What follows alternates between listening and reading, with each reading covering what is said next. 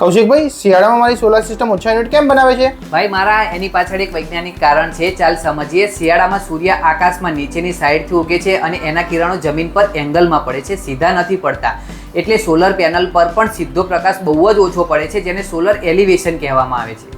ઉનાળામાં સૂર્ય માથા પરથી જાય છે એટલે પેનલને સીધો પ્રકાશ મળે છે, પણ શિયાળામાં સૂર્ય દક્ષિણ તરફ ઢળી જાય છે, જેને એઝીમુથ એંગલ કહેવામાં આવે છે. આ ફેરફારથી રોજના કલાકોમાં પ્રકાશ પણ ઓછો મળે છે અને શિયાળામાં દિવસ પણ નાના હોય છે. દાખલા તરીકે મે જૂનમાં 13 કલાક સૂર્યપ્રકાશ મળી રહે છે, જ્યારે નવેમ્બર ડિસેમ્બરમાં 10 કલાક જ સૂર્યપ્રકાશ મળી રહે છે, એટલે પ્રકાશનો સમય પણ ઘટે.